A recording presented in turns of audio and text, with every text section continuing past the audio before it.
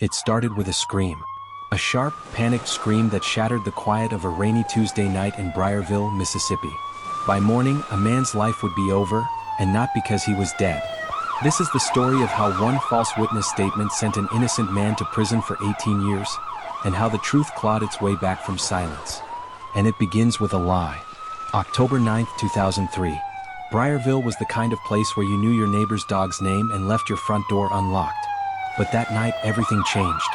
27-year-old Marcia Lynn, a local bookshop owner, was found stabbed to death inside her home. The murder was brutal: 15 stab wounds, signs of forced entry, and a shattered picture frame next to her body. There were no security cameras, no DNA under her fingernails, no clear motive. But police had pressure. Political, racial. The mayor demanded answers. And within 48 hours they had a suspect. Jeremiah King. A 32-year-old delivery driver with no criminal history, no known connection to the victim, but he was black, lived 2 blocks away, and had once delivered a package to her home. The key? A witness. 17-year-old Haley Monroe claimed she saw Jeremiah running from Marcia's home the night of the murder. She said he was wearing a dark hoodie, jeans, and that he looked panicked. That was all they needed. No fingerprints. No weapon. Just her statement. Jeremiah was arrested while taking his niece to school. His mother fainted on the porch. His niece cried the whole way to the station. The trial was swift. Prosecutors leaned heavily on Haley's testimony. She had no reason to lie, they told the jury.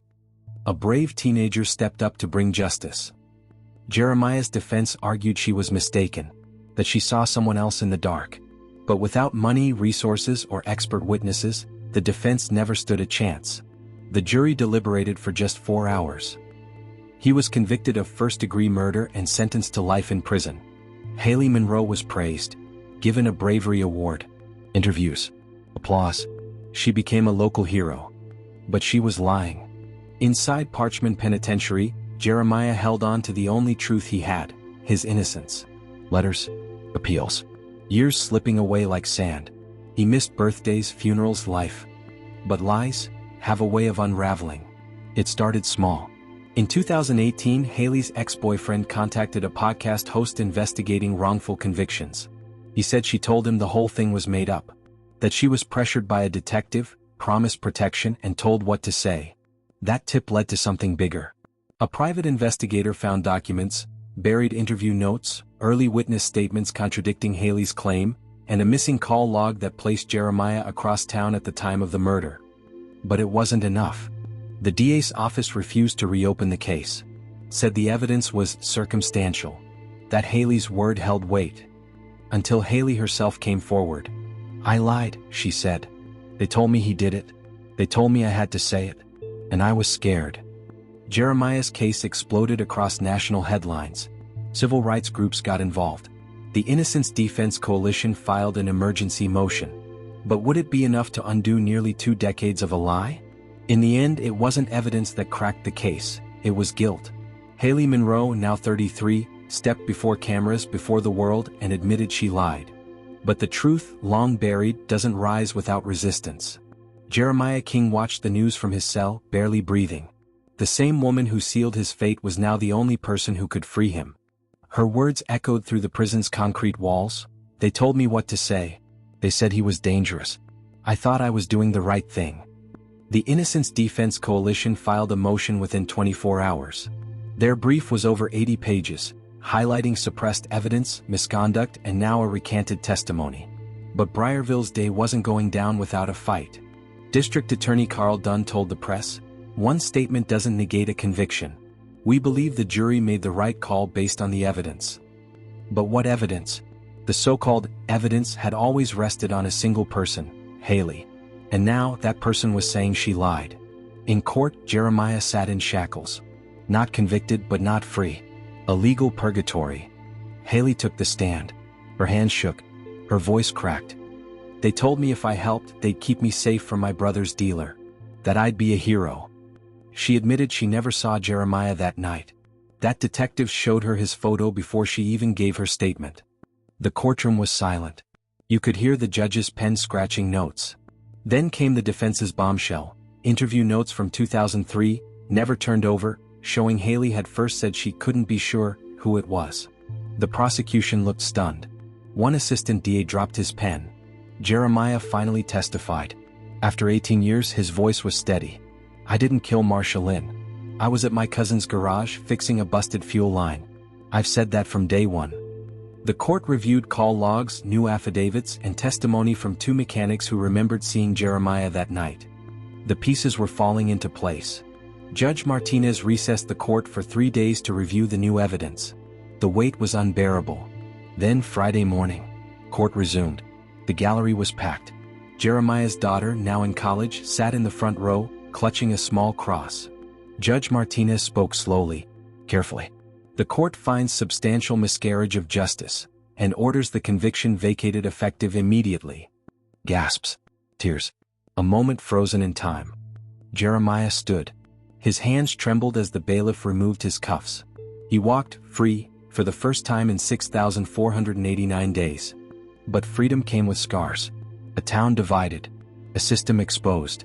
And one man who lost nearly 2 decades because of a lie. Haley Monroe now faces perjury charges. Detective Alan Briggs, the man accused of coercing her, is under internal investigation. But justice isn't just a verdict. It's about accountability, healing, and asking, how many more Jeremiahs are still inside? Freedom isn't just walking out of a prison. It's learning how to live again. 3 weeks after his release, Jeremiah King still wakes up at 5 a.m., startled by the sound of metal doors slamming in his dreams. He sleeps on the floor most nights. The bed feels too soft, too unfamiliar. His daughter, Brielle, tries to reconnect. She brings him coffee, tells him about campus life. But years apart are hard to bridge. "Sometimes," she tells a reporter, "it feels like I'm talking to a stranger who remembers me as a child, but not the woman I am now." Small things overwhelm him: tap cards, smartphones, electric cars. He missed all of it. But what he didn't miss was the truth. And now, Jeremiah is determined to find the full extent of the lies. Through his lawyer, he obtains a full discovery request: files, interviews, communications from the original investigation. What he finds shocks him. Detective Alan Briggs had documented meetings with Haley's brother, an informant with ties to Marsha Lynn's real killer. That connection was never disclosed in court. A web of silence starts to unravel. Jeremiah discovers other cases handled by Briggs with similar witness coaching. At least 3 others with questionable convictions. He reaches out to the media, to nonprofits. He doesn't want revenge. He wants exposure. Meanwhile, Briarville PD holds a press conference. Chief Renner promises full transparency, but offers few specifics. Briggs is placed on paid leave. Haley Monroe pleads guilty to perjury but agrees to cooperate with federal investigators in exchange for a reduced sentence. She names names.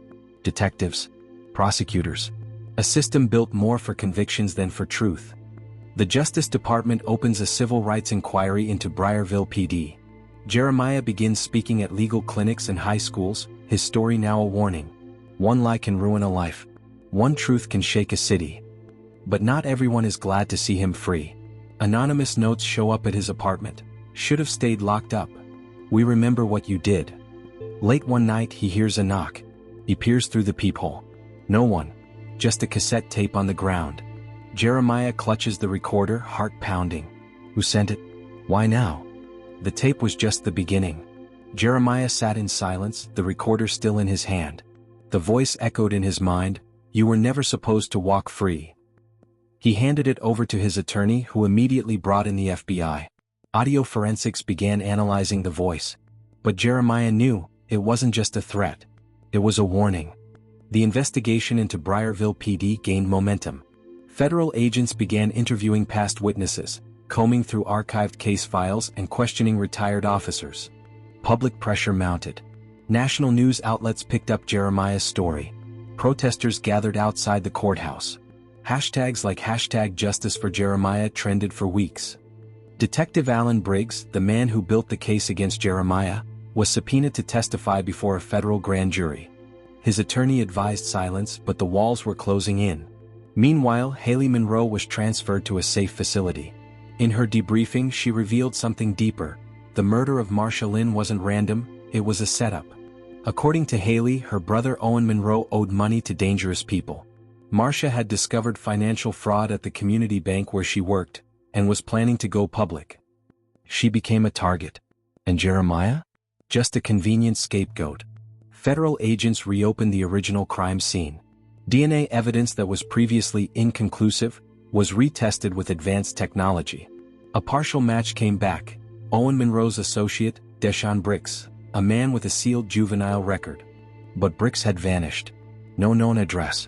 No digital footprint. Jeremiah started receiving more tapes. Each time a new voice. Each time the message clear: stop digging. He moved in with a retired pastor he met through a prison outreach program. Safer, quieter, but still haunted. One night, while reviewing old court transcripts, Jeremiah spotted something strange: a page number missing in the official trial record. A sealed statement. His attorney filed a motion to unseal it. After weeks of resistance, a judge complied. The page revealed a confidential informant's note. Witness Monroe coached on timeline inconsistencies, suggests suppressing cross-examination. It was the smoking gun. Proof of deliberate misconduct. Pressure on the DA's office intensified. A new special prosecutor was appointed to re-examine wrongful convictions in Briarville. Jeremiah returned to Marcia Lynn's house, now abandoned. He stood on the steps where his nightmare began. The door creaked open. Inside, the wallpaper peeled like old wounds. He paused in the living room. A glint of metal caught his eye beneath the floorboards. A key. Rusted. Engraved with the initials OM. Was it Owen Monroe's? What did it unlock? Jeremiah held the key in his hand, its cold metal pressing into his palm. The letters OM etched deep, like a scar that refused to heal.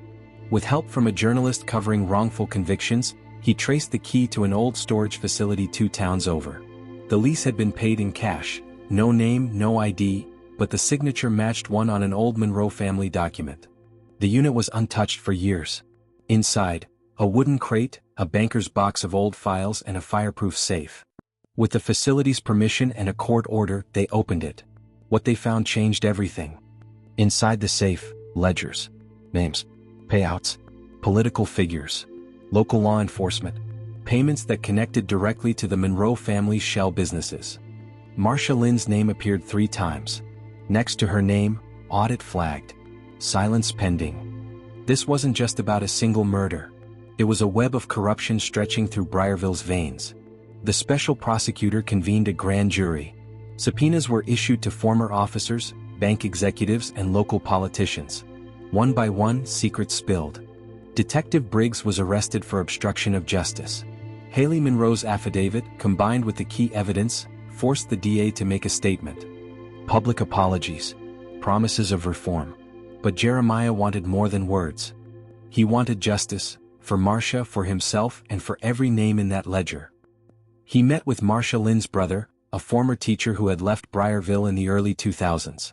The man wept when Jeremiah told him the truth. He handed Jeremiah something he had kept for years, a journal Marcia wrote days before her death. In it, she described her fear, the fraud she uncovered, and her plan to expose it. Her final entry read, "If anything happens to me, it wasn't an accident. Don't let them win." The FBI arrested Owen Monroe in a remote cabin in Tennessee. He was armed. Resisted. A brief standoff ended with his surrender. Jeremiah was asked to testify in the federal case. His voice didn't tremble. He spoke for himself, for Marcia, and for every life twisted by lies. The courtroom was packed. Reporters lined the back wall, their cameras like watchful eyes. Federal agents stood guard. And at the center of it all, Jeremiah Wells. He took the stand under oath, his hands steady, voice unwavering. He recounted his arrest, the lost years, the key, the journal, and the ledgers. Across the aisle sat Owen Monroe, stone-faced, dressed in an expensive suit. To the jury he looked like a man out of place. To Jeremiah, he looked exactly where he belonged. The prosecution laid it all out: fraud, bribery, murder, conspiracy. The ledger entries. Marcia Lynn's journal. The DNA evidence buried for years. Witness after witness testified. Haley Monroe. 2 retired officers who admitted to falsifying reports. Even a bank executive who detailed how hush money was laundered through fake nonprofits. When the defense tried to paint Jeremiah as unstable, the jury didn't blink. They had seen the documents, heard the tapes. And then, Someone unexpected requested to testify, Thomas Rayburn. He was a name Jeremiah hadn't heard in years, a former guard at the county jail. But he looked older now, more tired. Rayburn confessed that years ago he overheard a private meeting between Detective Briggs and Owen Monroe, inside the jail.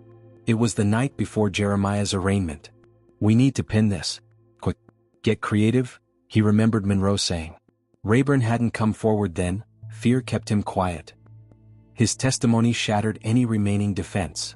The closing arguments were electric. The prosecution spoke of justice long delayed but not denied.